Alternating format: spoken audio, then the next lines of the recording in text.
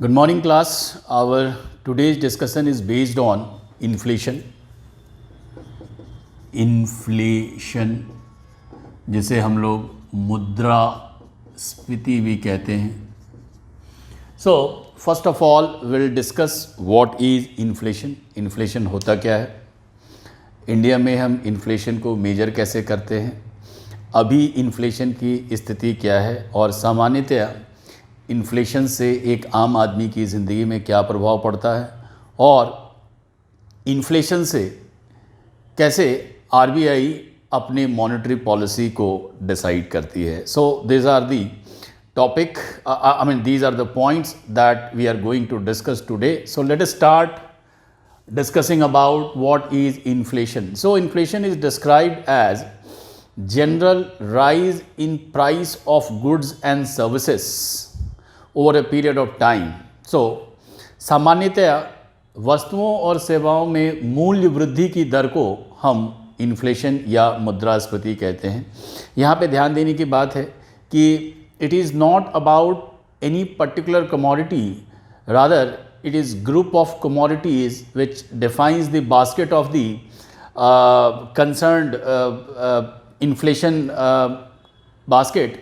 So यहाँ पे किसी हम एक विशेष वस्तु की बात नहीं करेंगे, किसी एक चीज़ों के प्राइस के बढ़ने की बात नहीं करेंगे, बल्कि एक कमोडिटी डिफाइन की जाती है मुद्रास्फीति को मेजर करने के लिए. उसमें जो वृद्धि होती है और वो वृद्धि एक दो दिन के लिए नहीं है, एक समय के लिए होती है, over a period of time, उसको हम मुद्रास्फीति कहेंगे. अब ये चर्चा का विषय अभी इसलिए है कि भारत में दो तरीके से हम इन्फ्लेशन को मेजर करते हैं. There are two types of measurement of inflation in India. एक है जिसे हम कंज्यूमर प्राइस इंडेक्स कहते हैं, CPI, और दूसरा है wholesale price index. So as the name suggest, consumer price index measures inflation, यानी महंगाई की दर को CPI में जो उपभोक्ता है कंज्यूमर के एंड पर हम इसको मेजर करते हैं कि एक उपभोक्ता अगर किसी चीज़ को 10 रुपये में ख़रीदता था और अभी उसकी कीमत 11 रुपये हो गई, इसका मतलब क्या है, 1% से इंक्रीज़ हो गया इन्फ्लेशन, महंगाई की दर. तो ये उपभोक्ता के स्तर पर जब हम एक्चुअल कंज्यूमर के स्तर पर जब हम मेजर करेंगे तो वो कंज्यूमर प्राइस इंडेक्स होगा. जब हम प्रोड्यूसर के एंड पे यानी होलसेल के एंड पे, ये एक प्रोड्यूसर के बजाय हम एक प्रॉक्सी इस्तेमाल करते हैं, होलसेल प्राइस इंडेक्स, जहाँ पे कि होलसेलर रिटेलर को किस रेट पर दे रहा है सामान और वहाँ पे महंगाई कितनी रजिस्टर की गई है, उस चीज़ को हम WPI से मेजर करते हैं. So the inflation figure for both the months of November, inflation figure for both the measures of the month of November are available with us. नवंबर महीने में कंज्यूमर प्राइस इंडेक्स का जो मेजरमेंट था, that is 4.91%, which is higher than the previous 3 months. और जो WPI का है, ये फिगर भी बढ़ा हुआ है, इट इज़ एट 14.2%. तो दोनों ही जगहों पे क्या है, कंज्यूमर के एंड पे भी और होलसेल प्राइस के इंडेक्स के एंड पर भी महंगाई क्या है, बढ़ी हुई दिखाई दे रही है. ठीक है, इसका जो मुख्य कारण है इसके बारे में बताया गया है. See today we are not going to discuss what is cost push, what is demand pull and all that. We are focusing ourselves only on the current events and some associated issues. तो अभी जो कही गई है बात inflation बढ़ने की, उसका मुख्य कारण ये है कि जो इनपुट कॉस्ट हैं वो राइज हो गए हैं और इसके साथ ही जो सप्लाई साइड के कंस्ट्रेंट हैं उसकी वजह से भी क्या है, इन्फ्लेशन में वृद्धि हो गई है. दोनों ही एंड पे, कंज्यूमर प्राइस के एंड पर भी और होलसेल प्राइस के एंड पर भी.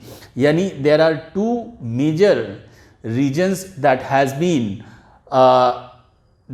associated with the rise in the price. One is the rise in input cost, supply side constraints. Input cost rise का मतलब हो गया कि मोस्टली इसमें जो फ्यूल्स के प्राइसेस हैं और जो एनर्जी के प्राइसेस हैं वो बहुत तेज़ी से बढ़े हैं। हालांकि गवर्नमेंट ने पिछले महीने ही एक्साइज ड्यूटी कट की थी और उसके बाद कई राज्यों ने भी वैट कम किया था, लेकिन उसके बावजूद भी जो कंबाइंड इफ़ेक्ट है वो इन्फ्लेशन को टेम करने में, कंट्रोल करने में सक्सेसफुल नहीं रहा और इसी वजह से इन्फ्लेशन का फिगर बढ़ा हुआ दिख रहा है।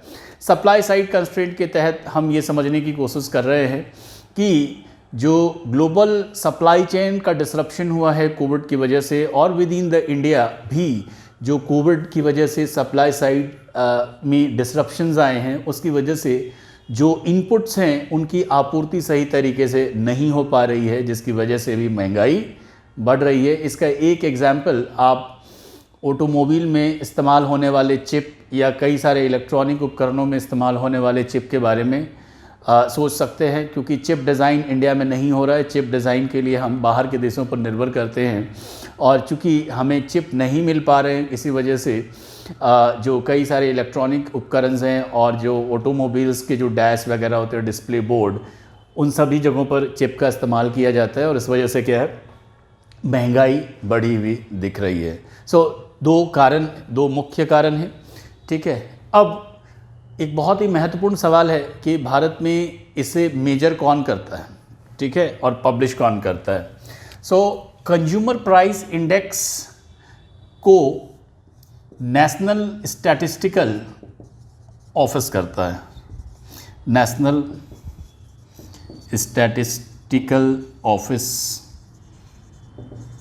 NSO। आपको एक जनरल नॉलेज की चीज़ बता दूं, 2019 में गवर्नमेंट ने NSSO और CSO दोनों को मर्ज करके NSO बना दिया है, नेशनल स्टैटिस्टिकल ऑफिस, जो कि CPI के डेटा को मॉनिटर करती है और यही रिलीज करती है CPI का data.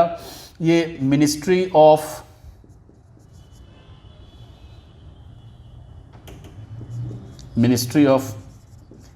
Statistics, ministry of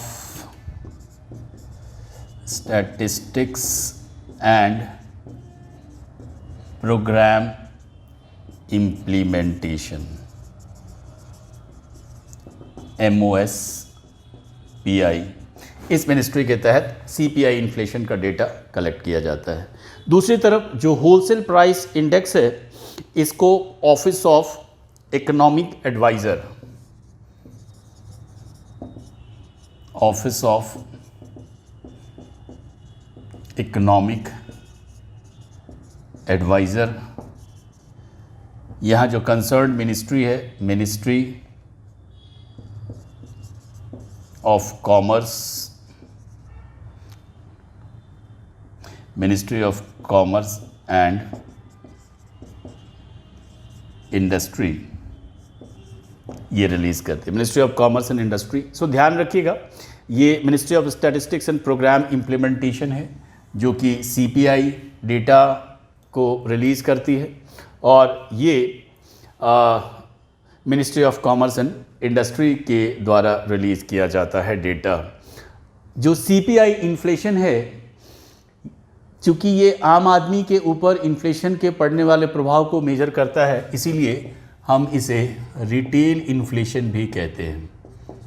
retail inflation या खुदरा मुद्रास्फीति की दर है। तो ये चीज़ है जो RBI है। इससे पहले हम एक और चीज़ समझते हैं कि इन्फ्लेशन एक आम आदमी की ज़िंदगी को कैसे प्रभावित करता है।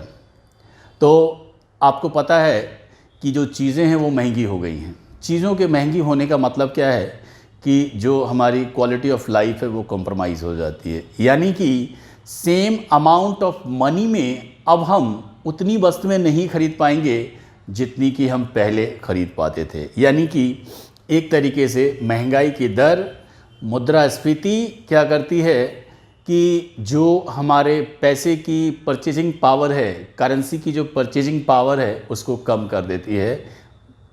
जो करेंसी या मुद्रा की जो क्रय शक्ति है वो उससे कम हो जाती है, यानी आपका इनकम सेम रहेगा और आपके उस इनकम में आपका जो लाइफ स्टैंडर्ड है वो कहीं ना कहीं कॉम्प्रोमाइज़ हो जाएगा, क्योंकि आप उतने पैसे में उतनी गुड्स और सर्विसेज क्या है बाय नहीं कर पाएंगे, क्योंकि ये महंगी हो जाती हैं। और इसी वजह से स्पेशली जो लोग पुअर स्ट्रेटा में हैं, जो गरीबी स्तर पर रह रहे हैं या गरीबी रेखा के नीचे रह रहे हैं, उनकी ज़िंदगी को ये बहुत अधिक प्रभावित करता है। और इसलिए सरकार का एक कंसर्न रहता है कि कैसे मुद्रास्फीति को एक टारगेटेड रेंज में रखा जाता है।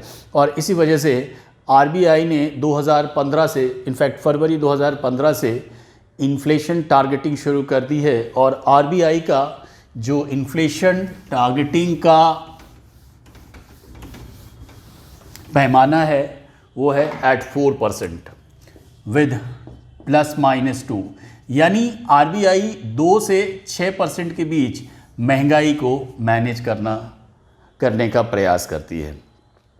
और अगर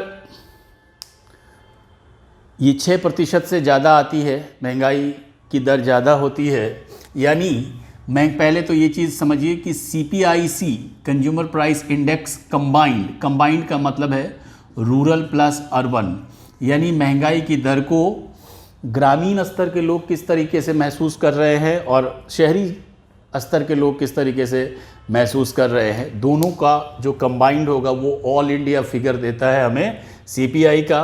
तो अगर CPIC ही क्या है, रिजर्व बैंक ऑफ इंडिया का बेंचमार्क है, इसी पैमाने पर रिजर्व बैंक ऑफ इंडिया अपनी मॉनेटरी पॉलिसी यानी मौद्रिक नीति को निर्धारित करती है।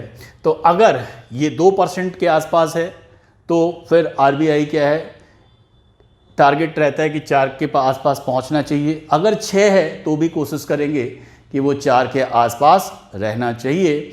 और इसी के हिसाब से आरबीआई कॉन्ट्रैक्शनरी या फिर एक्सपेंशनरी मॉनेटरी पॉलिसी अडॉप्ट करती है, यानी जो आरबीआई हर 2 महीने पर क्या है अपनी मॉनेटरी पॉलिसी को डिसाइड करती है। और उसमें 2 उनका लक्ष्य होता है, एक तो इकोनॉमी के अंदर ग्रोथ को मेंटेन करना और दूसरा है कि जो महंगाई की दर है, मुद्रास्फीति या इन्फ्लेशन को कंटेन करके रखना। उसी के अकॉर्डिंग आरबीआई अपनी मॉनेटरी पॉलिसी को डिसाइड करते हैं।